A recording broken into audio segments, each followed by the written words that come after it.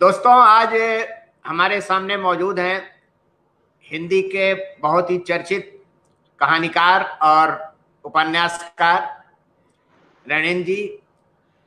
रणेन जी ने जब कहानियां लिखनी शुरू की तभी से वो चर्चा में आ गए।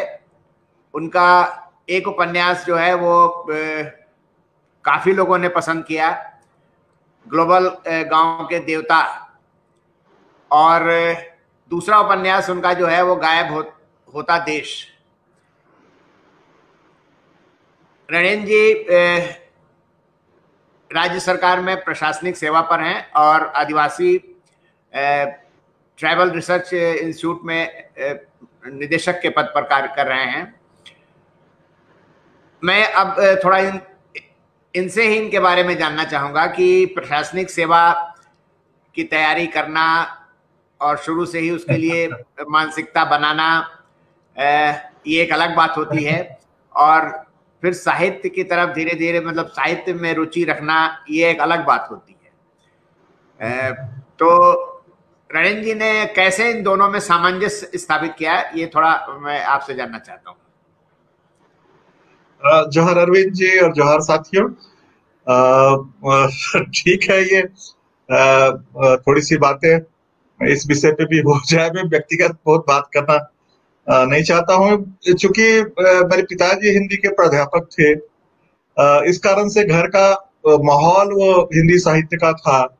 धर्मयुग और सारिका जैसी पत्रिकाएं नियमित तौर पे आती थी घर पे, और एक छोटी सी लाइब्रेरी सुंदर सी, इसमें सारे क्लासिक्स थे हिंदी साहित्य के। और पिताजी एक अच्छे गंभीर प्राध्यापक थे, तो बातचीत के क्रम में भी कई चीजें, वो सारी चीजें आती रहती थी, और एक बड़ी सक्रियता उस समय हुआ करती थी मिडिल क्लास की फैमिली में। एक तो घरों पे वो तस्वीर, चित्र जो होते थे वो महादेवी वर्मा और जयशंकर प्रसाद, इन्हीं के वो टंगे रहते थे तस्वीरें भी। और हर 15 दिन पे वो छोटे से कस्बे में किन्हीं न किन्हीं के यहाँ वो घर पे वो साहित्यिक गोष्ठी होती थी। तो पिताजी प्रोत्साहन के तौर पे ही कि सुनाएंगे कविता, तो कुछ कुछ तुकबंदी करके हाई स्कूल के दिनों में मन रखने के लिए, या वहाँ मुझे भी एक तरजीह दी जा रही है पिताजी के मित्रों के बीच भी। तो उस कारण से भी एक जो किशोरावस्था में रिकॉग्निशन की चाह होती है, तो उस बहाने भी आदमी लिखना शुरू करता है। फिर वो मैं जब कॉलेज में पहुंचा तो वो राम जन्मभूमि आंदोलन वगैरह शुरू हो चुका था। उसके खिलाफ कुछ कविताएं मैंने लिखी थी जो पिताजी के सैद्धांतिकी और उनके उनके अपने जीवन दृष्टि से भिन्न थी। लेकिन पिताजी ने कभी मना नहीं किया कि हाँ तुम इस ढंग के काम नहीं करो या इस ढंग का लेखन नहीं करो। तो एक परिवेश उन्होंने बड़ा डेमोक्रेटिक दिया। उनकी वैचारिकी अपनी थी, मेरी वैचारिकी अपनी थी।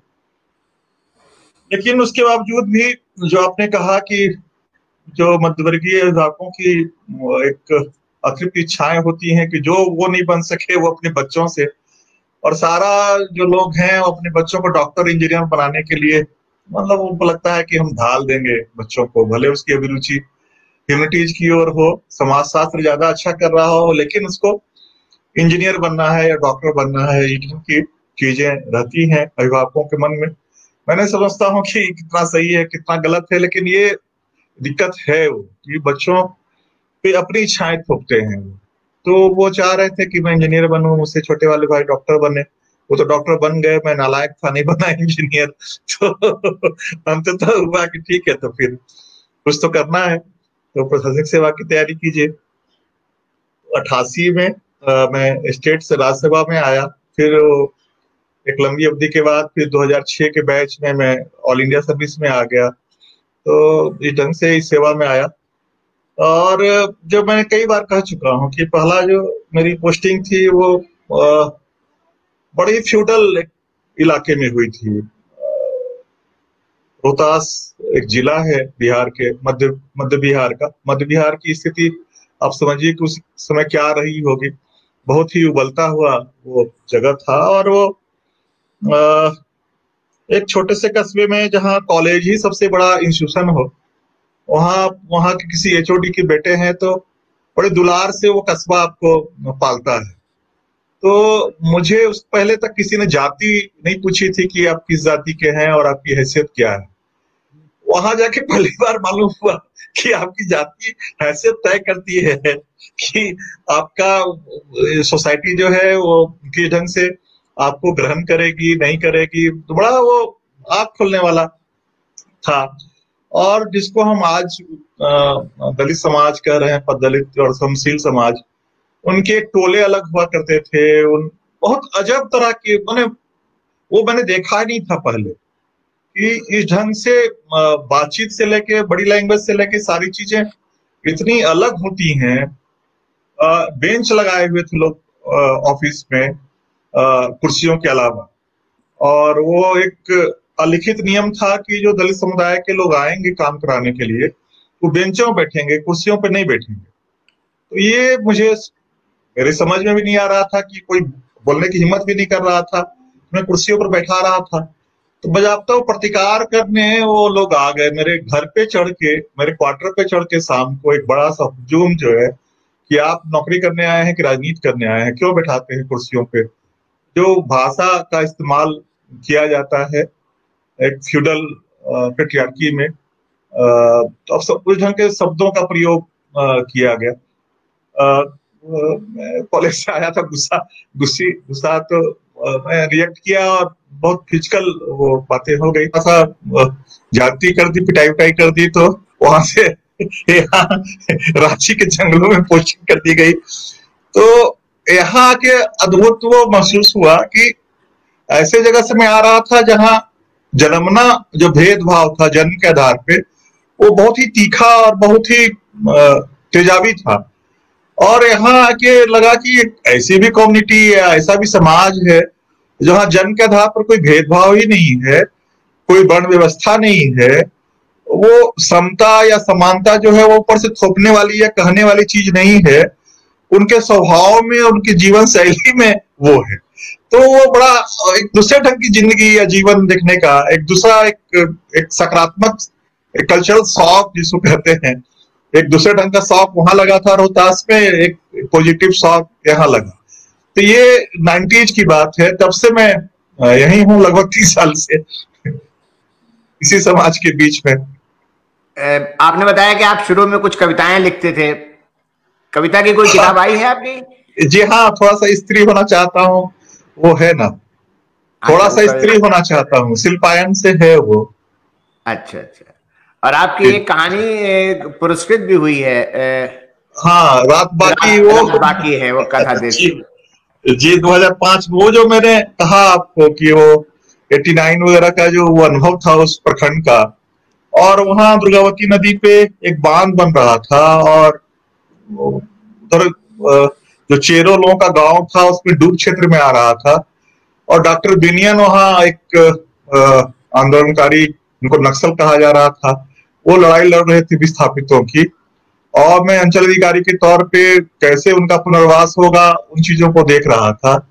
तो उन अनुभवों को कुछ कल्पना के साथ मिलाकर मैंने वो कहानी लिखी थी, जो मेरा वहां का जमीनी अनुभव रहा था। तो कहानी 2005 में पसंद की गई और उसके बाद मैं कहानियां लिखने लगा। कहानियां अब आजकल आप कम लिखते हैं मेरे ख्याल से। उपन्यास आपके 2 आ चुके हैं और एक शायद तीसरे उपन्यास की तैयारी चल रही है आपकी, मैंने सुना। तीसरा उपन्यास हो गया है, वो केवल प्रकाशन बाकी है। गुंगी रुलाई का कोरस जो है वो मैंने पूरा करके दे दिया है 6 महीने पहले ही। अलग अलग प्रक्रिया में है, कुछ मित्र पढ़ रहे हैं उसको। तो वो उपन्यास जो है वो पिछले 2 उपन्यासों से भिन्न इस मामले में है कि जो समाज बदला है, जो एक्सक्लूजन की जो बातें चल रही हैं कि कल्चर को जो आप रिड्यूस कर रहे हैं रिलीजन में, और रिलीजन को ही आप नेशन भी समझ रहे हैं, और उसके बाहर के लोगों को आप एक्सक्लूजन, इसको बाहर करने की कोशिश कर रहे हैं। और हम जिस परंपरा में है कि एक क्रॉच पंछी के बिलाप से एक बहेलिए का वो हृदय परिवर्तन होता है, और वो उस संवेदना से की जो नदी बहती है उससे इस देश का पहला महाकाव्य मिलता है। और हमारे समय में जो है क्रॉच पंछी क्या इंसान जो है खींच के मार दिए गए, और संवेदना हमारी, या तो हम कटकरेज हो गए हैं, हृदय ही नहीं है वहां पे। तो मैंने कोशिश की है उस उपन्यास में कि जिसको हम भारतीय संस्कृति कहते हैं, तो वो कई चीजों को मिला के, संस्कृति जो है सम्यक कृति हमारे पूर्वजों की, जो कुछ भी बेहतर है, जो हमारी सभ्यता को आगे बढ़ाने में जिसने भूमिका निभाई है, सारे के सारे उसके हिस्से हैं। केवल धर्म उसका हिस्सा है एक छोटा सा, लेकिन सब कुछ, स्थापत्य से लेके, संगीत से लेके, साहित्य से लेके, सारी चीजें। तो जब हम भारतीय संस्कृति की बात विदेशों में करते हैं, तो क्लासिकल म्यूजिक उसका एक बड़ा झंडावरदार होता है। वो शास्त्रीय संगीत से पहचान बनती है हमारी, और शास्त्रीय संगीत से आप बाहर नहीं कर सकते हैं। अमीर खुसरो से लेके और बिस्मिल्लाह खां से लेके सारे लोगों को, उस्तादों को और उन घरानों को प्रारंभ करने वालों को, तो वो उसको मैंने मैहर के जो बाबा अलाउद्दीन खां साहब थे, बड़ो बाबा, तो उनके जैसी एक परिवार की मैंने कल्पना की है। उस परिवार में पूर्वी उत्तर प्रदेश के जो कनपटा जोगी लोग होते हैं, जो मुस्लिम भी होते थे, दलित भी होते थे, जो गोरख बानी गाते थे और बस घूमते थे, तो एक लोग वहां से भी हैं जो खत्म ही हो गए 20 साल में, सारे लोगों ने छोड़ ही दिया। ऐसा हवा चली कि सारे लोगों ने अपना गिरुआ बस उतार के, खास करके मुस्लिम लोगों ने छोड़ दिया।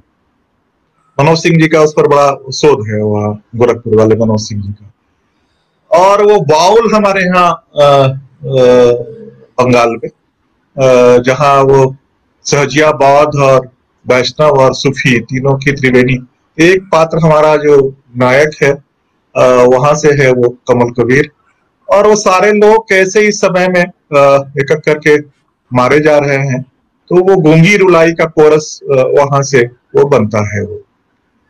तो वो मैंने अभी पूरा किया।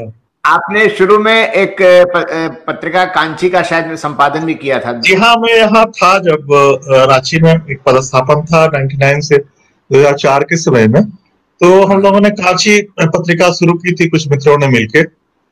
कांची एक नदी हमारे यहाँ है, रांची से थोड़ी दूर शहर से, तमाड़ और बुंडू जो पंचपरगना क्षेत्र कहलाता है।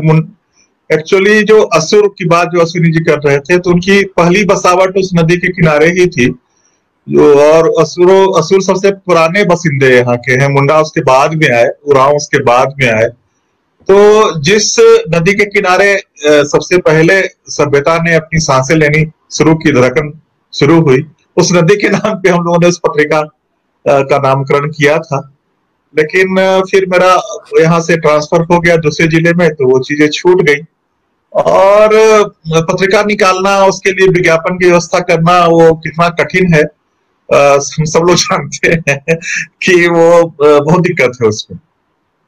जो भी झारखंड के बारे में आपका काफी लगाव है, क्योंकि आपने एक झारखंड एनसाइक्लोपीडिया भी संपादित की है।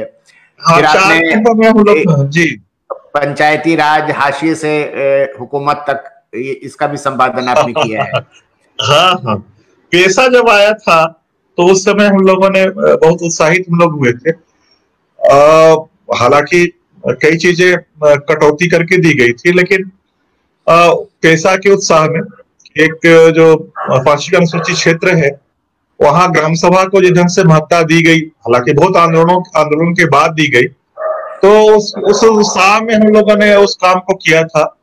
और बिहार ने जिस ढंग से एक्ट बनाया और मध्य प्रदेश ने जो एक्ट बनाया था, तो दोनों में क्या कमियां थी, मध्य प्रदेश से भी कम अधिकार बिहार ने दिया था, तो तुलनात्मक अध्ययन भी हम लोगों ने करने की कोशिश की थी।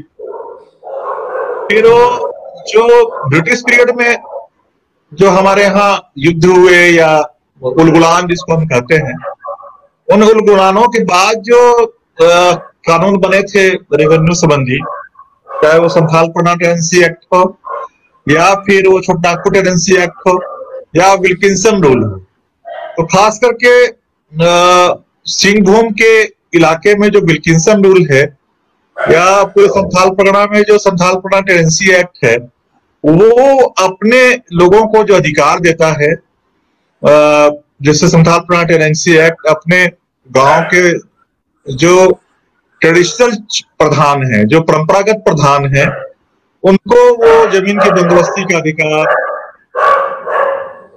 144 लागू करने का अधिकार, जो जिसपे जो जमीन जिसके कोई उत्तराधिकारी नहीं है उस पे वो किसी रैयत को बैठाने का अधिकार, तो वो अधिकार तो पैसा भी नहीं देता है जो अंग्रेज देकर गए संथाल प्लांट टेनेंसी एक्ट में या विल्किंसन रूल में।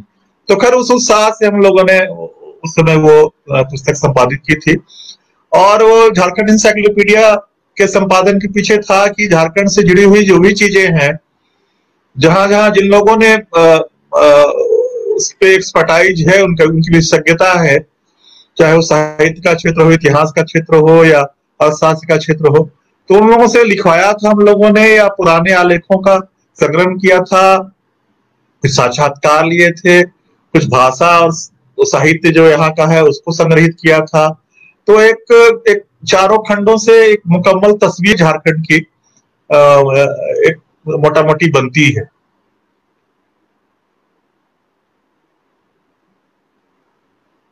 रेणिन जी, आप प्रशासनिक सेवा में इस समय झारखंड में किस पद पर काम कर रहे हैं? जैसे निदेशक हैं, आपका मुख्य रूप से काम क्या है? वो जो संस्थान है वो 1953 का 1953 में 3 ऐसे जनजातीय शोध संस्थान पंडित नेहरू की परिकल्पना थी। बेरी रेलविन ने और मरांगोम के जयपाल सिंह जी से जब इंटरेक्शन उनका हुआ था, तो जनजातीय अध्ययन को एक वरीयता या उसको रेखांकित करने के लिए वो 3 संस्थान खोले गए थे। उड़ीसा में, बिहार उस समय था, और वो मध्य प्रदेश में। तो ये दूसरा संस्थान था देश का, और अपने समय मानव शास्त्री यहाँ पदस्थापित हुए थे। और प्रशासनिक अधिकारियों में यहाँ केवी सक्सेना जैसे एक लीजेंडरी जो पदाधिकारी, IAS पदाधिकारी हुआ करते, जिनका बहुत ही लगाव हुआ करता था ट्राइबल सोसाइटी से, वो भी यहाँ निदेशक के तौर पे रहे। तो सरकार को लगा होगा कि मेरी अभी रुचि है लिखने पढ़ने में। मूलतः यहाँ जो काम है वो ट्राइबल स्टडीज के जो डायमेंशंस हैं, जो मैंने चर्चा की है कि वो एंथ्रोपोलॉजिकल ही केवल नहीं होगा, ट्राइबल हिस्ट्री पे भी हम लोग काम कर रहे हैं, ट्राइबल फिलॉसफी पे भी काम कर रहे हैं, उनके जो लैंग्वेजेज हैं ऑस्ट्रोएशियाटिक या द्रविडियन, उन लैंग्वेज पे भी काम कर रहे हैं, उसके फोनेटिक्स वगैरह पे। और इनके जो अपने वाद्य यंत्र हैं, उनके जो अपने गीत और नृत्य हैं, उनकी जो राग रागनियां हैं, उनको कैसे उनका अवेजीकरण हो, इन विषयों पे भी काम कर रहे हैं। तो काम करने का और सीखने का, जानने का बड़ा वो अजब वहां अवकाश, स्पेस बहुत है सीखने का और काम करने का। तरीका ये है कि जो भी हमारी परियोजना होती है उसको हम लोग विज्ञापित करते हैं, और विश्वविद्यालयों के साथ इंडिविजुअल को हम देते नहीं है। विश्वविद्यालय के कोई प्राध्यापक और उनकी टीम उस परियोजना को लेती है, और फिर वो उनकी टीम वो काम करती है। तो झारखंड के बाहर भी, दिल्ली के यूनिवर्सिटीज में भी, कलकत्ता के बहुत सारे यूनिवर्सिटीज ने, ऐसे मेडिकल कॉलेजेज ने वो काम हमारा कर रहे हैं। उनके साथ इंटरेक्शन करना, उनको एक विस्तार से दिशा निर्देश देना कि ये शोध इस ढंग से किया जाना चाहिए। तो इस बहाने पढ़ने का और जानने का बहुत ही मौका है, और एक रियलिटी से भी आप रोज वाकिफ होते हैं कि जो हम पढ़ रहे हैं किताबों में और जमीनी हकीकत उसकी क्या है, तो वो भी दोनों चीजें यहाँ समझ में आती हैं। बहुत महत्वपूर्ण है वो मेरे जीवन का।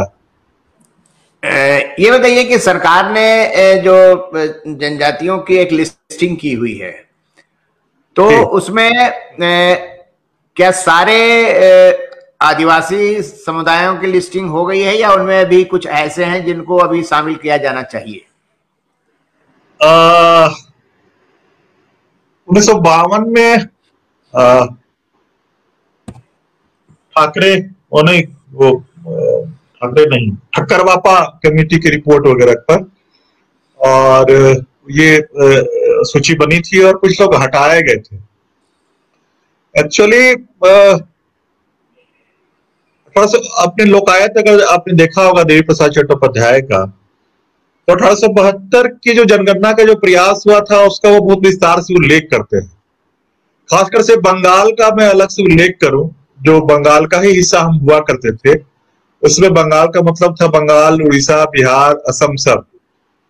तो वो कह रहे हैं देवी प्रसाद चट्टोपाध्याय कि बंगाल की आबादी का मात्र 15% ऐसी आबादी थी जिसको हम कह सकते थे कि आर्यन रूट्स है उनका, मात्र 15%, कि उसमें जो हम जिनको ब्राह्मण या क्षत्रिय ऐसा कह सकते हैं, तो मात्र 15% जनसंख्या ही वो आर्यन रूट्स की थी। और एक बड़ी जनसंख्या ऐसी थी जो अपने ट्राइबल रूट्स को छोड़कर वो संस्कृताइजेशन की प्रक्रिया में उस ब्राह्मणिकल रूट्स की ओर जा रहा था। ऐसे बड़ी जनसंख्या को वो रेखांकित करते हैं, लगभग 70% जनसंख्या बंगाल की जो अपने रूट्स को, ट्राइबल रूट्स को छोड़ रही थी और संस्कृताइजेशन के प्रोसेस में अपने को वो सो कॉल्ड हिंदू या क्षत्रिय घोषित करवाने के आंदोलनों में लगी हुई थी।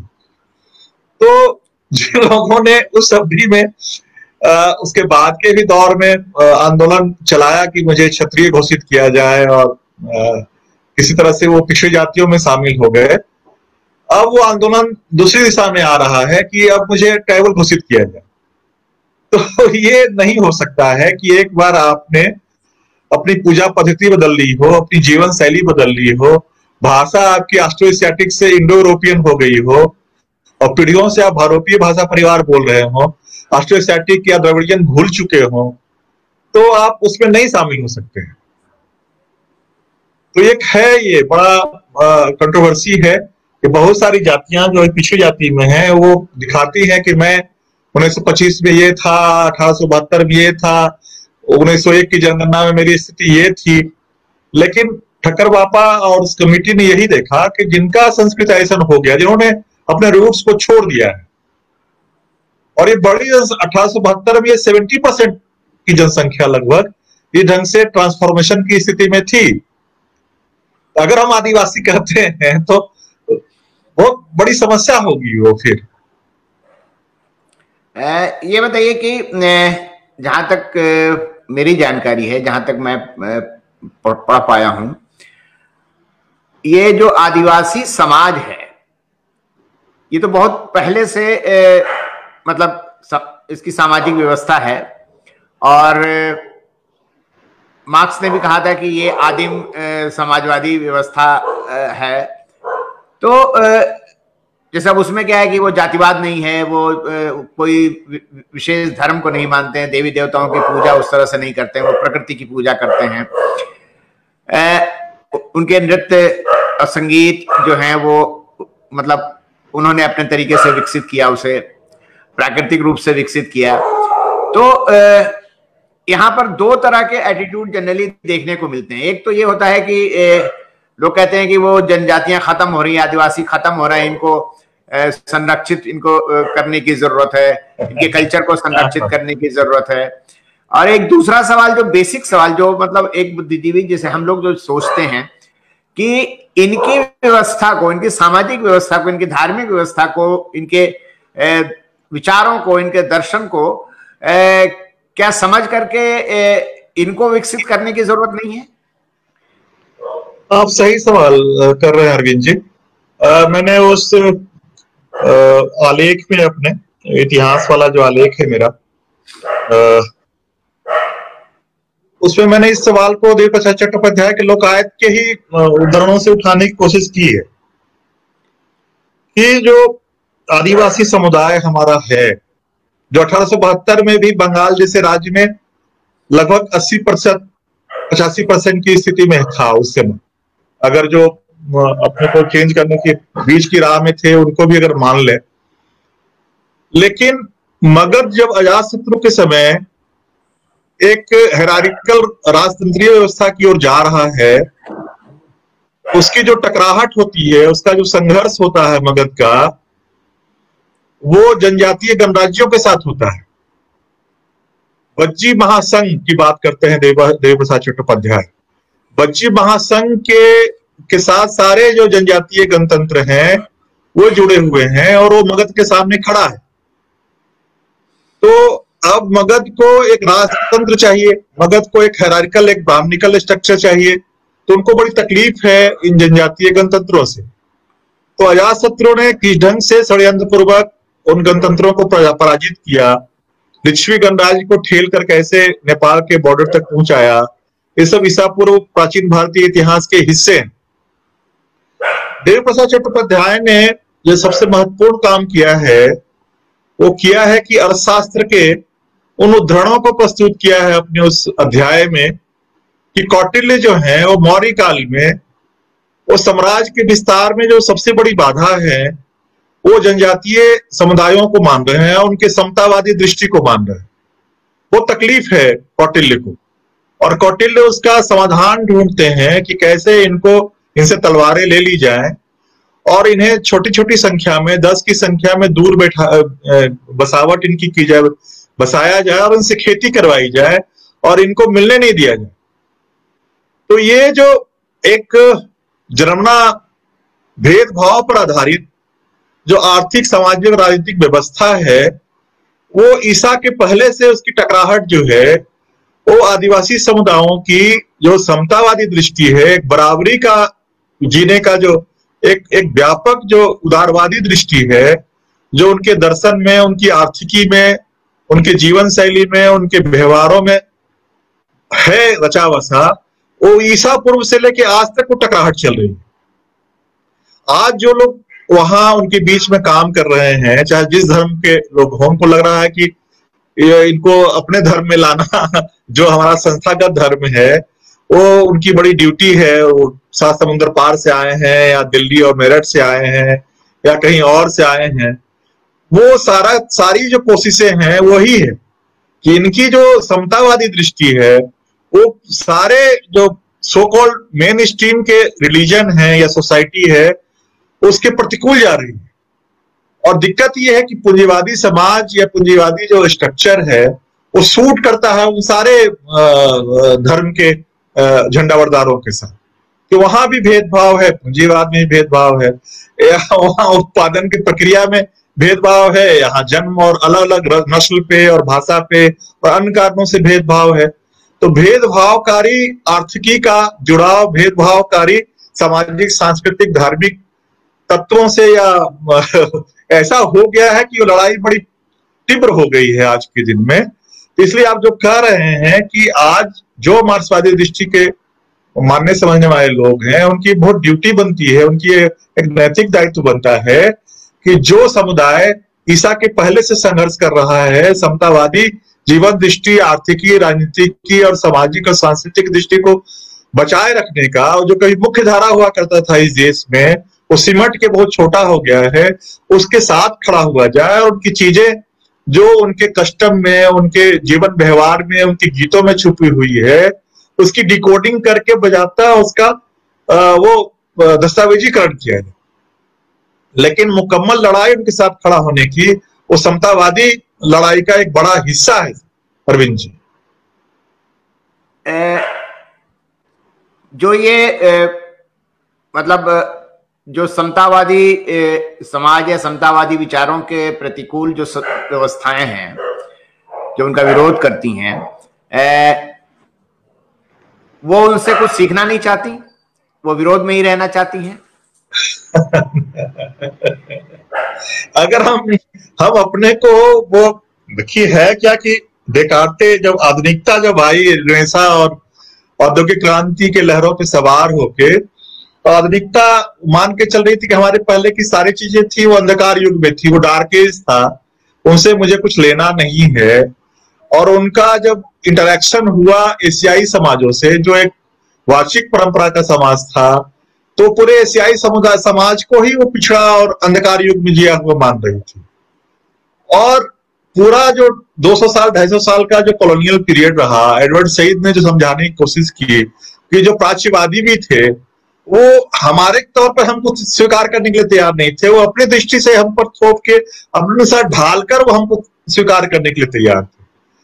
तो जो अहमन्यता, जो श्रेष्ठता बोध यूरोपीय बौद्धिक जगत का था 19वीं और 20वीं शताब्दी में, वही कंटिन्यू किया है सो कॉल्ड हिंदुस्तानी और देश के मुख्य धारा की जो संस्कृति है, वो जब आदिवासी समुदायों के पास आती है तो उसी अहमन्यता और श्रेष्ठता बोध के साथ आती है कि हम पढ़े लिखे लोग, हम मुख्य धारा के लोग, हम दिल्ली, पटना, रांची में बैठे, जमशेदपुर में बैठे हुए लोग, हम जा रहे हैं दया और करुणा के भाव से।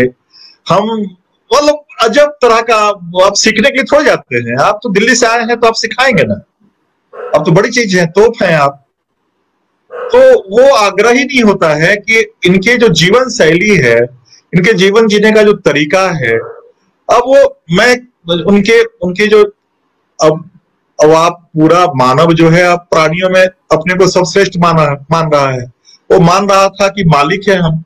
औद्योगिक क्रांति कर रही थी कि प्रकृति पे हमें विजय प्राप्त करना है।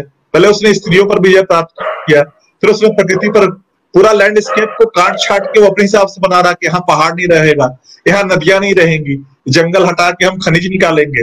ये जो अहंकार है मानव जाति का कि हम मालिक हैं इस पृथ्वी का, तो वो अहंकार कहीं ना कहीं वो न्यूटन के थर्ड लॉ से लौट के आ रहा, उनकी औकात बता रहा कि आप मालिक नहीं है। ये कोविड-19 क्या अभी 2021 22 भी आने वाला है अगर ये सुधरेंगे नहीं तो। और आप जीडीपी की बात करते हैं, आप परचेज पावर की बात करते हैं। आप परचेज पावर की बात करके क्या साबित करना चाहते हैं कि जिनके पास परचेज पावर नहीं है वो गरिमा विहीन लोग हैं। अब मतलब बहुत अपमानजनक शब्द हैं ये पूंजीवादी आर्थिकी के जो शब्दावलियां हैं, बहुत अपमानित करने वाली शब्दावलियां हैं। 4 चीजें जो हैं आदिवासी समाज की, जो उनकी आर्थिकी की अवधारणाओं को स्पष्ट करती हैं। पहला कि न्यूनतम में संतुष्टि का भाव, वो कंजम्पशन, वो न्यूनतम उतना ही लेना चाहते हैं वो जंगल से और खेतों से, इतना कि उनके आज के दिन की पूर्ति हो जाए। उनके यहाँ भूख बचाने की और स्टोर करने की और ब्लैक मार्केटिंग की नहीं, मिनिमम कंजप्शन, ताकि सबके लिए उपलब्धता हो। तो सेटिस्फेक्शन, संतुष्टि जो है न्यूनतम में, ये पहली उनकी अवधारणा है। दूसरी अवधारणा ये है जो अश्विनी जी भी कह रहे थे कि वो पूरा जो ब्रह्मांड का जीव जगत और वनस्पति जगत है, उसका एक छोटा सा हिस्सा वो अपने को मानता है। जैसे हमारे गोत्र जो है अहंकार के तौर पे हम किसी ऋषियों से अपने गोत्र को जोड़ते हैं, इनके यहाँ जो गोत्र है वो सारा जीव जगत और वनस्पति जगत से। अगर लकड़ा है यानी कि बाघ को अपना वो गोत्र मान रहा है, बाघ ने कभी उनके पूर्वजों की रक्षा की होगी। धान यानी पैडी को अपना मान रहे हैं, खजूर एक फूल को अपना गोत्र का वो मान रहे हैं।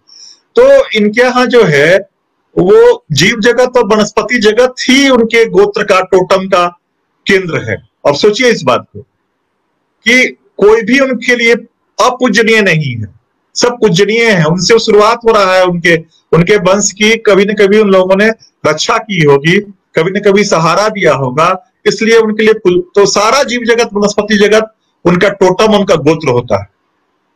जब हम दिवाली मनाते हैं तो लोग सोहराई मनाते हैं। सोहराई जो है वो पशुओं को आभार व्यक्त कर, उनके प्रति कृतज्ञता ज्ञापित करने का कि उनके कारण जो फसलें आई हैं घर पे, तो उनका भी बराबर का मेहनत लगा है। तो वो घर के पशुओं को सजाने का, महिलाएं जो है उनका पैर छू के प्रणाम करती हैं पशुओं को। उनका जो प्रसाद जो बनता है, पशुओं के लिए जो आहार बनता है, वही प्रसाद घर के सारे लोग, गांव के सारे लोग ग्रहण करते हैं। ये दुनिया में किसी समुदाय में नहीं होता है कि वो पशुओं के प्रति इतना उदार भाव, एक पर्व मनाया जाए उनके प्रति कृतज्ञता ज्ञापित करने का। तो ये 2 चीजें मैं आपको बता रहा हूं कि कैसे ये जुड़े हैं पूरे इस ब्रह्मांड के सारे जीवों से और वनस्पतियों से।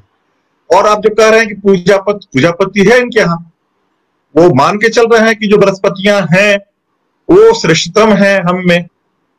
और मैंने अपने उपन्यासों में बार बार बताया है कि जब ये अग्नि का गोला रही होगी और पानी रहा होगा उसके बाद, तो फंगस जो है, एक कोशिकीय फंगस, उसने पहली बार कार्बन डाइऑक्साइड होगा और ऑक्सीजन छोड़ना शुरू किया होगा। एक कोशिका से लेके असंख्य कोशिकाओं के देवदारू और साखू के वृक्षों ने लाखों साल तक कार्बन डाइऑक्साइड लिया वायुमंडल से और ऑक्सीजन छोड़ा, तब ये धरती जीवों के लिए सही बन सकी, तब बायोस्फीयर क्रिएट हुआ। तो वनस्पति जगत अगर नहीं होता, तो जीव जगत नहीं होता। वो कृतज्ञता ज्ञापित करने के लिए उनको सबसे ज्यादा आदर देते हैं। मानते हैं कि हमारे सबसे बड़े देवता सिंह बोंगा या धर्मे या जो भी है, उनका आवाज इसी पेड़ पर है। तो पेड़ के प्रति जो बड़ा साइंटिफिक है। अब ये वैज्ञानिक मान के चल रहे हैं कि WWW जो है वो वुड वाइड वेव्स जो है, वो पेड़ों की जंगल में पेड़ों की जो जड़ें होती हैं, वो अपनी सूचनाएं जो है वो फंगल वेव के फिलामेंट से पूरे जंगल को बताती है। तो कोई खतरा आता है तब भी बताती है, और न केवल सूचनाएं भेजती हैं उससे, बल्कि वो अपने न्यूट्रिएंट से भी कमजोर पेड़ों को भेजते हैं। अरे भाई, अब इंसान जो अपने को सबसे श्रेष्ठ मान रहा है, वो 69 के आसपास इंटरनेट की तलाश में जाता है, 90 से इंटरनेट का काम करना शुरू करता है, लेकिन अभी भी आप इंटरनेट से सूचनाएं भेज रहे हैं। आप न्यूट्रिएंट्स नहीं भेज सकते इंटरनेट से। और लाखों साल से जो है WW वुड्स वाइड वेव्स के माध्यम से और अपने फंगल वेव फिलामेंट के माध्यम से न केवल सूचनाएं भेज रहा है, वो अपनी बातचीत कम्युनिकेट कर रहा है दूसरे पेड़ों से और झाड़ियों से और घासों से, बल्कि उनको न्यूट्रिएंट्स भी भेज रहा है, उनको पौष्टिक आहार भी भेज रहा है। और आप मान रहे हैं कि आप बहुत श्रेष्ठ हैं, आप पूरी धरती के मालिक आप ही हैं। तो वो अगर पेड़ों के प्रति आदर व्यक्त कर रहा है आदिवासी समुदाय, तो बहुत वो असभ्य नहीं है, जंगली नहीं है, अनसाइंटिफिक काम नहीं कर रहा है, बहुत तार्किक काम कर रहा है कि वनस्पतियां ही संभव कर रही हैं आज के दिन भी कि वो वायु में ऑक्सीजन हो और हम जिंदा रह सके। तो उनका धर्म का अपना तंत्र है, उनकी अपने आध्यात्मिक उनका अपना दर्शन है। इस पर हम लोगों ने इस बार इंटरनेशनल सेमिनार किया था और विदेशों से भी विद्वान आए थे, नॉर्थ ईस्ट के लोग यूनिवर्सिटी से आए थे और बताया कि इनके यहाँ तो क्या दर्शन है। एक मुकम्मल एक फिलॉसफी बनती है उनकी अपनी वैचारिकी से, जहां सारा जीव, सारी वनस्पतियां, सारा जो अजीब भी जो है, जो नदियां और पहाड़ भी हैं, कैसे उनके दर्शन का, उनके पूजनीयता का हिस्सा बनती हैं। वो 3 दिन तक हम लोगों ने उस पर बात की। ठीक है कि वो सारा कुछ वाचिक परंपरा में है, लिखित नहीं आया, तो हमारी जिम्मेदारी बनती है कि उसको हम लिख के लाएं। वो आपने जो सेमिनार कराया था उसके बारे में मुझे जानकारी है, और जी वो उसमें मुख्य जो बात जो मेरी समझ में आई वो ये कि उनका दर्शन है, लेकिन वो वैदिक दर्शन से या भारतीय दर्शन जो अभी जिसको कहते हैं उससे बिल्कुल भिन्न है, और उसमें सांख्य दर्शन के बहुत सारे तत्व मिलते हैं उसमें। हाँ, सांख्य वहीं से निकला होगा, क्योंकि प्रकृति और वो परम सत्ता की बात यहाँ भी है कि वृक्ष प्रकृति का प्रतीक है और परम सत्ता सिंगोमा के तौर पे है। तो ये प्रकृति और पुरुष की बात सांख्य दर्शन करता है, यह प्रकृति और ये परम पिता की बात करते हैं। तो सांख्य दर्शन जो निकला होगा वो एक्चुअली यहीं से उन्होंने निश्चित किया होगा, सांख्य दर्शन के रूट्स को, वहां सूत्र को, फार्मूला को। तो वो पहले लिखित परंपरा में आ गए तो चीजें वहां आ गई। यहाँ अभी लिखित परंपरा में जाने की बात है, अभी डिकोड करने की बात है सारी चीजें। अभी उनके जो सारे अनुष्ठान हैं, सारी जो गीत हैं और पूरा जीवन शैली है, उसको उस दर्शन में कैसे डिकोड करेंगे, दर्शन के इंडेक्सेज में, वो उस प्रोसेस में हम लोग हैं, करेंगे उसको। जैसे भारतीय दर्शन ने सांख्य दर्शन को लेकर के और उसमें बहुत सारी चीजें और घालमेल पका दी होंगी, जैसे उनके कहानियां जोड़ के, हाँ, उनके देवताओं को वहां से ले लिया और जगह जगह उनको अपने तरीके से मान्यता देने लगे। तो बट नेचुरल दर्शन में भी उन्होंने घालमेल तो पकाया ही होगा। हाँ, किया है, उसको फिल्टर करने की आवश्यकता होगी। एक्चुअली है क्या कि पूरा विश्व इतिहास जो है द्वंद्व और समन्वय की प्रक्रिया से चलता है, वाकिफ है। तो द्वंद्व भी होगा, समन्वय भी होगा।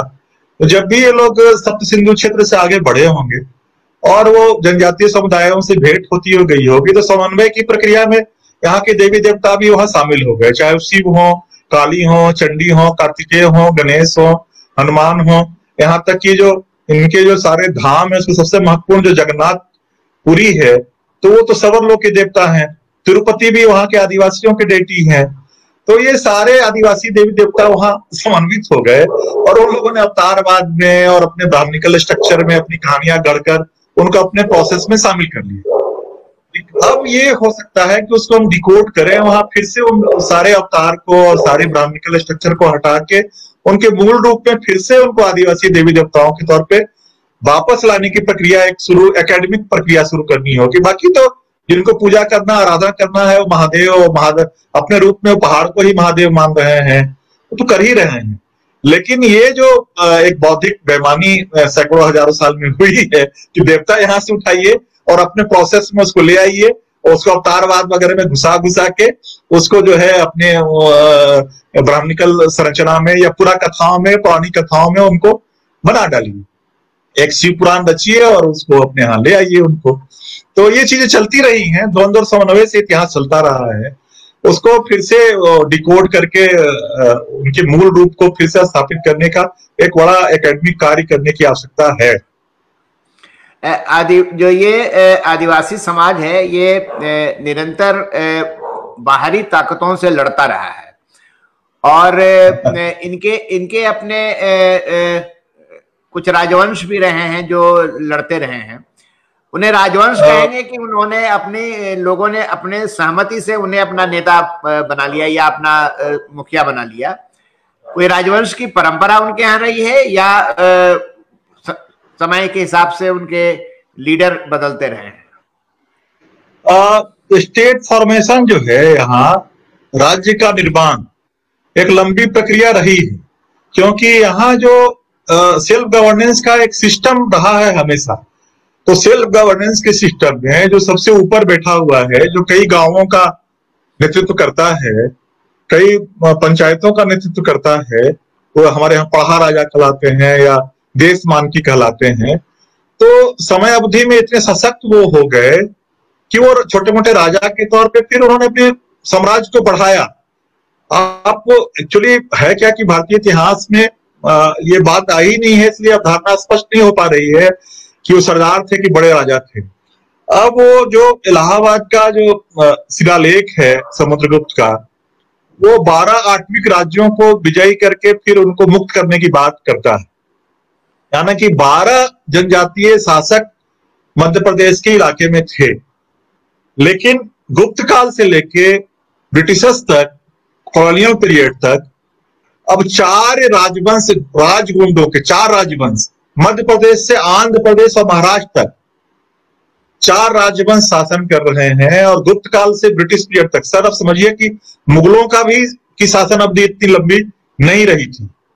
इस बात को आप समझिए, इस बात को कि इतनी लंबी अवधि तक शासन कर रहा है राजगुंड, लेकिन आप इतिहास में उसको जगह नहीं देते हैं। क्यों दुर्गावती को आप जगह देते हैं? क्योंकि वो क्षत्रिय कुल की राजकुमारी थी और उनकी शादी हुई थी गढ़ा के गोंड शासक के यहाँ। चूंकि इतना संपन्न वो शासन था तो चांदी और सोने के सिक्के जारी कर रहा था उस समय, जिस समय जो गंगा यमुना दोआब क्षेत्र में जो शासक थे उनकी औकात नहीं थी कि वो चांदी और सोने के सिक्के जारी कर सके। उस समय वो गोंड शासक चांदी सोने के सिक्के कर रहा था, इसलिए क्षत्रियों ने अपनी राजकुमारी की शादी राजगुंडों के यहाँ की थी, दुर्गावती की। इस बहाने, दुर्गावती के बहाने हम याद करते हैं राजगुंड के वंश को। लेकिन उन लोगों ने मतलब कि 800-900 साल तक शासन किया और इतने बड़े इलाके पे शासन किया कि यूरोप के कई देश उसमें समा गए। उसी ढंग से पाल वंश 12वीं शताब्दी में जब पाल वंश का पतन होता है बिहार में, पूरे बिहार पर चेरों लोगों का शासन, 4 राजवंश चेरों के शासन करते हैं। और भोजपुर में 1400 से 1600 ईस्वी 200 साल लगता है उज्जैनिया राजपूतों को वहां से चेरों लोगों को हटाने में। मुगलों के दबाव में और अन्य दबावों में वो सिमट के रह जाते हैं रोहतास और पलामू तक, और ब्रिटिश पीरियड में केवल पलामू तक है। लेकिन अगर 400 साल तक भी कोई शासन कर रहा है तो इतिहास में उसकी जगह होनी चाहिए। अब अहोम शासक वहां हैं, असम में जयंतिया शासक हैं, जिनकी वो राजधानी जो है सिलहट थी, जो बांग्लादेश में, सिलहट से लेके मेघालय तक छोटी क्षेत्र भूमि नहीं है वहां। जयंतिया खासी शासिकाओं में पहले स्त्रियां शासिकाएं हुआ करती थी। अच्छा, वो सबसे आश्चर्यजनक ये है कि जो कहते हैं कि आपके यहाँ इतिहास लिखने की परंपरा नहीं थी, तो राजतरंगिणी हम पाते हैं, कलहन का वो वहां कश्मीर के इतिहास को हम देख पाते हैं। उसी ढंग से अहोम शासकों के जो पुजारी होते थे उनकी एक जिम्मेवारी होती थी कि जिस शासक के पुजारी हैं, वो जिस राजा के, उनके राज्यकाल में जो भी घटनाएं घट रही हैं उसको लिपिबद्ध कर, और लिपिबद्धता होती थी वो बजाबता उसका वो, और अपने पुत्रों को उसको दे के जाते थे उत्तराधिकार के तौर पे। तो 1917 में जो वहां आईसीएस अफसर गए, उनको बड़ी सरलता, गए थे साहब, उन्होंने बड़ी आराम से उन दस्तावेजों के आधार पे अहोमों का इतिहास और असम का इतिहास लिख दिया। लेकिन अब असम है, प्राग ज्योतिषपुर है, वो है, भारत है कि नहीं है, मुख्य धारा का भारत नहीं है, तो हम अहोमों के बारे में कुछ जानते ही नहीं है। महाभारत में जो नल दमयंती की कथा है, जो नल जो है निषाद राजा है, दमयंती जो है क्षत्रिय कुल की कन्या है, उसका सारा कष्ट सहना पड़ता है। लेकिन उड़ीसा में सचमुच में नल, तुंग और भंज 3 जो है आदिवासी राजवंश हुए, और नलों की संपन्नता और राज क्षेत्र इतना बड़ा था, वही आंध्र तक फैला हुआ था उड़ीसा से, कि उनके यहाँ क्षत्रियों ने अपनी राजकुमारियां ब्याही थी। तो नल दमयंती महाभारत में कथा के तौर पे आते हैं, लेकिन डिकोड कीजिए तो नलों के जो आदिवासी राजवंश है वहां सचमुच में घटना घटती है। तो ये है कि अब इस पे लिखित सामग्री या शोध जो है उस ढंग से ये टीआरआई अब कर रहा है इन कामों को, और ये चीजें आएंगी। अब आप जो कह रहे थे कि अब देखिए संथाल लोग, हमारे यहाँ जो संथाल है, अब कुतुबुद्दीन ऐबक का जो सेनापति आता है जो पाल लोगों को उदंतपुरी में हराता है, उसको हजारीबाग में जो रोकता है वो संथाल शासक उनको रोकता है। हजारीबाग में युद्ध होता, ठीक है, हार जाते हैं, लेकिन आप जब गजेटियर लिख रहे होते हैं तो कोई जंगल संथाल या जंगरा संथाल कुछ लिख देते हैं, जबकि संथालों की जो स्टेट फॉर्मेशन हुआ तो बजाबता जो राजा होंगे उनका टाइटल क्या होगा उन्होंने तय किया इस बात को कि जो किस्कू होंगे, जो रपाज इनकी टाइटल होगी, वही वो शासन करने वाले लोग होंगे, उन्हीं के टाइटल किस्कू और रपाज होगी। जो उनके पुजारी होंगे उनका टाइटल मुर्मू होगा, जो सोरेन होंगे, जो हमारे माननीय मुख्यमंत्री जी, और वो सैनिक लोग होंगे, जो सम्मानित व्यक्ति समृद्धि के तौर पे होंगे वो मरांडी लोग होंगे। तो वहां जो 12 गोत्र है वो उनका काम बटा हुआ है। तो स्टेट फॉर्मेशन के समय ही तो ये हुआ होगा, स्टेट तो कोई ना कोई बना होगा, एक शासन पद्धति और कोई शासक चुना गया होगा। तो ये केवल मान के चलना मानव शास्त्रीय दृष्टिकोण से कि ऐसा ही एक ढीला ढाला समाज है जहां केवल सरदार होते थे, ये बहुत गलत अवधारणा है। आदिवासी समुदायों ने, शासकों ने 800 साल तक शासन किया है, लेकिन थोड़ा सा गंगा यमुना दोआब क्षेत्र के बाहर के इलाकों में, सीमांत प्रदेशों में शासन किया है। तो इतिहास दिल्ली में बैठ के लिखा जा रहा है, कलकत्ता में बैठ के लिखा जा रहा है, लंदन में बैठ के लिखा जा रहा है, तो उस इतिहास की मुख्य धारा में वो शामिल नहीं हो सके, बस इतना भर ही।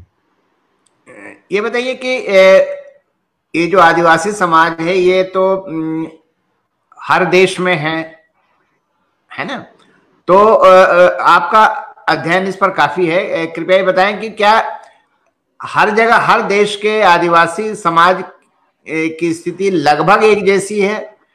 उनके सोचने का तरीका, उनके सामाजिक व्यवस्था, उनका रहन सहन? वो जैसे ऑस्ट्रो एशियाटिक जो भाषा परिवार हम बोलते हैं, ऑस्ट्रो एशियाटिक यानी ऑस्ट्रेलिया से लेके पूर्वी एशिया तक का जो आदिवासी समुदाय है, वो जो भाषा समूह को बोलता है वो ऑस्ट्रो एशियाटिक भाषा समूह है। तो उसमें ऑस्ट्रेलिया के, न्यूजीलैंड के मागोरी और कई माओरी जनजातियां जो हैं वो इसी भाषा परिवार को बोलती हैं, और वो मलेशिया और इंडोनेशिया के भी, और ये नॉर्थ ईस्ट के खासी जो समुदाय है मेघालय का, वो भी उसी भाषा परिवार को बोलता है। तो अगर आप इन सारे लोगों के एक भाषा परिवार वालों को देखेंगे तो इनके दर्शन के तत्व आपको, उनके जीवन शैली आपको सब एक जगह से मिलते हुए दिखाई पड़ेंगे। अब वो 1492 में कोलंबस आते हैं वहां अमेरिका में, उनके साथ और कुछ चीजें आती, धार्मिक संस्थाएं भी आती हैं, और 14 करोड़ जो वहां के इंडिजिनस पॉपुलेशन है वो धीरे धीरे 400 सालों में मार के 14,000 कर दिया जाता है, और कहा जाता है कि हम डेमोक्रेसी के बहुत बड़े ये हैं और हम लोग करुणा और दया के अवतार हैं वगैरह वगैरह। तो अब लोग बचे ही नहीं लोग हैं, केवल वो म्यूजियम में बचे हुए हैं, या चित्रित पुस्तकों में बचे हुए हैं, तो हम उनकी जीवन शैली पर क्या बात करें सर? एक बात बताइए कि चूंकि आप आदिवासियों के लिए एक संस्था से जुड़े भी हुए हैं, आदिवासी समाज जो है वो बाहर के लोग जो जाते हैं, जैसे मान लीजिए मिशनरीज के लोग जा रहे हैं या कुछ हिंदुत्ववादी संगठन वहां पर काम कर रहे हैं, आमतौर पे जो इंटीरियर में जो रह रहे हैं आदिवासी, उनकी राय क्या है इनके बारे में? देखिए, जो अश्विनी जी बोल रहे थे वो पुरानी बातें हैं, जब कंट्री हुआ करता था और बाहरी लोग थे। अब तो सब जगह सड़कें चली गई हैं और आवासीय विद्यालयों ने शिक्षा भी पहुंचा दी है, तो घबराहट अब उनके मन में कुछ नहीं है। और ये हमेशा ध्यान में रखा जाए कि कोई भी समाज जो है बहुस्तरीय होता है, बहुत सारा स्टार्टअप होगा उसमें। तो जिन से मैं कह रहा हूं कि राजगुण शासक हुआ करते थे, महाराष्ट्र में पश्चिमी इलाकों में बार्ली लोग शासक होते थे। तो बार्ली लोग के बारे में जो अध्ययन है कि एक समूह अगर शासन कर रहा है तो एक समूह उसमें नॉमेडिक भी था, वो घूम फिर के भी खेती कर रहा था, और एक समुदाय जो है अस्थायी खेती के कई प्रयोग कर रहा था। उसी ढंग से आज के दिन भी गवर्नर जनरल भी हैं, IAS IPS भी हैं, डिप्टी कलेक्टर्स हैं, यूनिवर्सिटी के कुलाधिपति और कुलपति भी हैं, लेकिन एक बड़ा समुदाय अभी भी गांव में खेती कर रहा है। और जिनको हम TVTG कह रहे हैं, अत्यंत पिछड़ा हुआ जनजातीय समुदाय कर रहे हैं, वो कृषि ऐसी बसावट उनकी पहाड़ों के ऊपर है, पहाड़ों के ढलान पे है कि खेती भी ठीक से वो करने की स्थिति में नहीं है। तो बहुस्तरीय समाज है। अब है क्या कि अगर आप एंथ्रोपोलॉजिकल दृष्टिकोण से, मानव शास्त्रीय निरीशास्त्रीय दृष्टिकोण से देखना चाहेंगे तो केवल हमारे यहाँ बिरहो और असुर वगैरह ही उनकी दुर्दशा दिखाई पड़ेगी। अगर मुकम्मल देखना चाहेंगे तो देखेंगे कि ये समाज अन्य समाजों से कभी भी पीछे किसी दिशा में नहीं है। वो IAS भी बन रहा है, IPS भी बन रहा है, मेडिकल साइंसेज में भी जा रहा है, हर दिशा में आगे बढ़ रहा है। लेकिन उसके कुछ लोग, कुछ समुदाय के कुछ हिस्से जो हैं, वो गरीबी के कारण, अपनी बसावट के कारण, या जो विनाशकारी आर्थिकी है उसके कारण से बहुत ही आर्थिक दृष्टिकोण से, सामाजिक सांस्कृतिक दृष्टिकोण से विपन्नता नहीं है जो दलितों में है। दलितों को 2000 साल तक कुचल के ढंग से सामाजिक सांस्कृतिक दृष्टिकोण से विभिन्न बनाया गया है, वो विपन्नता एकदम नहीं है, चाहे बिरहोर हो या असुर हो। केवल आर्थिकी इंडेक्स पे जो मानदंड है उस पे वहां वो खरे उतरते नहीं है। वहां वो कमी है कि उनको पौष्टिक आहार, उनको ढंग की शिक्षा, उनको ढंग की चिकित्सा, ये हमारे लिए, ये कल्याणकारी राज्य के लिए बहुत सोचनीय विषय है।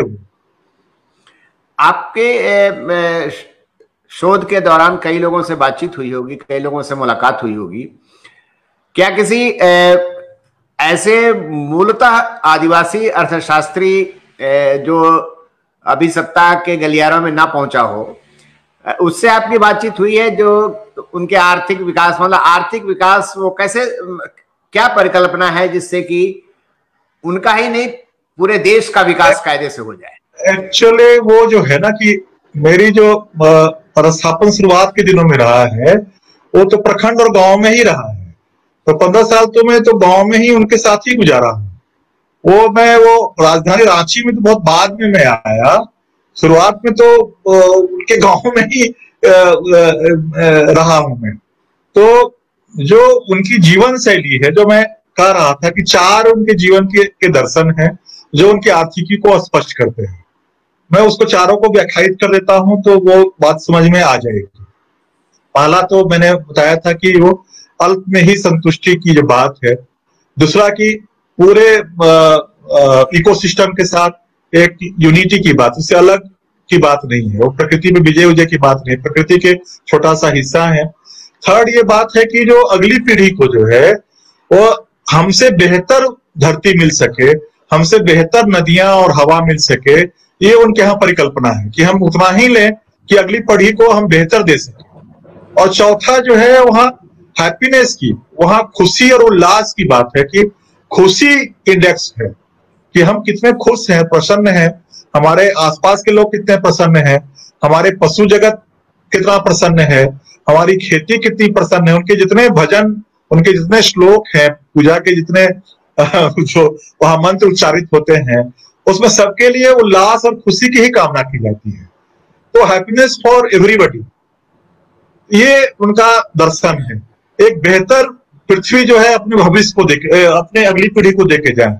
एक उनका इंडेक्स है वो आर्थिकी का। थर्ड कि हम जीते नहीं पृथ्वी को, उनको उन पर विजय प्राप्त करने का नहीं, उसका एक हिस्सा होके। और चौथा कि हम मिनिमम कंजम्पशन पर भरोसा करें। तो ये चार चीजें उनकी आर्थिक दर्शन को स्पष्ट करती है। इस पर हम लोग बात करेंगे सेमिनार, क्योंकि भूटान ने ऑलरेडी अपना हैप्पीनेस को बनाया है इंडेक्स। बोल्विया जो है वो इसी आर्थिकी पे काम करने की कोशिश कर रही है कि कैसे हम मिनिमम कंजप्शन और एक्सप्लॉयटेशन को मिनिमम करके कैसे अपने देश की आर्थिकी को बढ़ा सकते हैं। अफ्रीका के कई देश जो है इस दृष्टिकोण से अपने यहाँ काम कर रहे हैं। तो ऐसा नहीं है, सुमाकर का जो स्मॉल इज ब्यूटीफुल है, जो जिसको अपना वो कहते हैं कि बुद्धिस्ट इकोनॉमिक्स है, एक्चुअली वो ट्राइबल इकोनॉमिक्स है।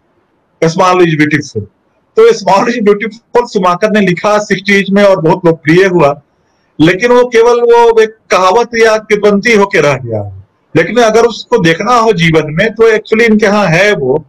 अब है कि उस चीजों को अब तो आपको विचार करना होगा कि जो आप इस इकोनॉमी पे चल रहे हैं, जो कंज्यूमर या मार्केट ओरिएंटेड है, जो चाह रहा है कि आज के दिन ही सारे खनिजों का उत्खनन करके हमको कार और मोटरसाइकिल के तौर पे हमको ला देना है मार्केट में। और मार्केट जिंदा तब रहेगा जब तक कि सब लोग मार्केट की ओर दौड़े नहीं। उनके अनकॉन्शियस में भी हमारे अर्धनग्न और नग्न विज्ञापन उनको, उनके स्टिमुली, उनके सारे न्यूरॉन्स को उत्तेजित करते रहे कि वो मार्केट की ओर दौड़े।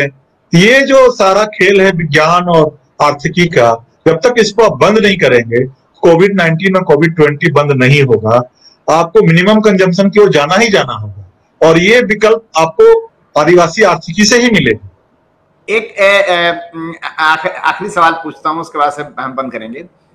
ये कोविड-19 का जो प्रकोप चारों तरफ फैला है, आप तो चूंकि आदिवासी इलाके में रह रहे हैं, क्या इनके ऊपर भी प्रभाव हुआ है कि या इनकी इम्यूनिटी इतनी स्ट्रांग है कि छोटे मोटे वायरस से हिलने वाले नहीं है?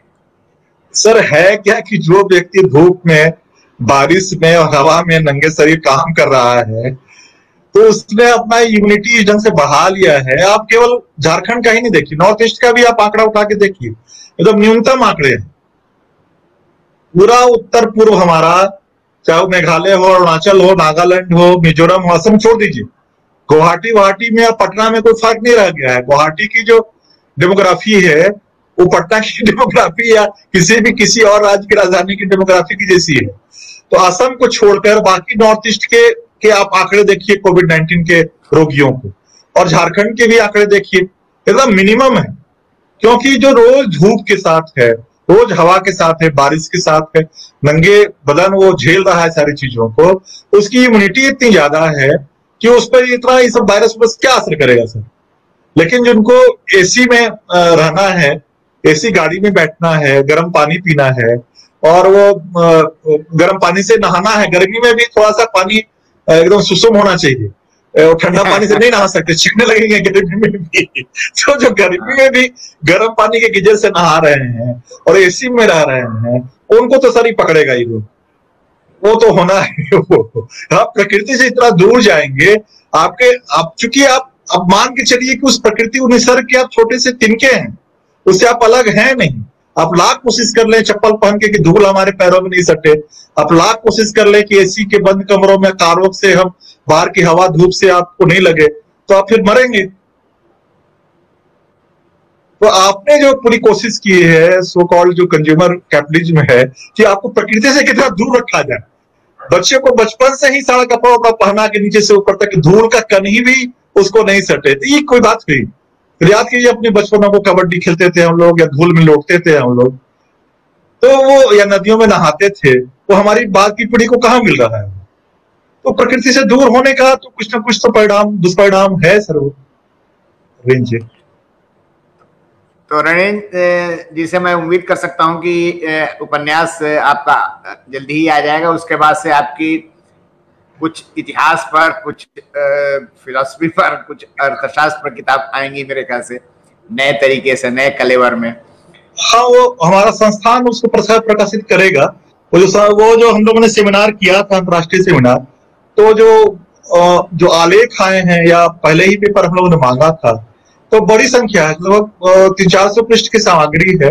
उसको एडिट करके वो जब चीजें आएंगी तो वो आदिवासी दर्शन भी लिखित परंपरा में आने की शुरुआत वो होगी। आगे की पीढ़ी और भी यूनिवर्सिटीज और लोग भी इस पर काम कर ही रहे हैं, सोच ही रहे हैं, तो चीजें फिर आनी शुरू होंगी या आ रही है। मैं ऐसा कोई अहंकार नहीं कर रहा हूँ। नॉर्थ ईस्ट वगैरह में बहुत काम हुआ है इस पे, अन्य विश्वविद्यालयों में बहुत काम हुआ है इस पे, चीजें आएंगी।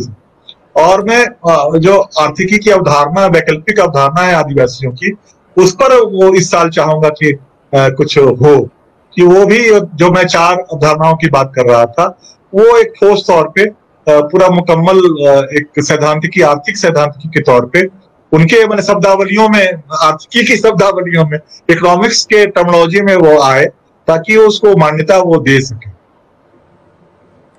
चलिए, बहुत बहुत धन्यवाद। आपने बहुत नई जानकारी ऐसी दी जिनके से लोग हमारे अभी अपरिचित हैं।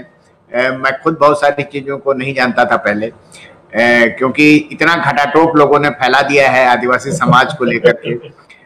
एक कॉमन आदमी से बात करो, कॉमन लड़के से बात करो, तो वो कहता है कि वो हुल्लेले हुल्लेले जो पिक्चरों में गाना गाते हैं, फिल्मों में दिखाया जाता है, या फिर पूरा एंथ्रोपोलॉजी जो है, पूरा का पूरा शास्त्र जो है, वो लंगोटा पहने हुए आदिवासी को ही पढ़ाते रहता है। और ये ढंग की समाज का एक हिस्सा जो है वो आर्थिकी कारणों से पिछड़ गया है।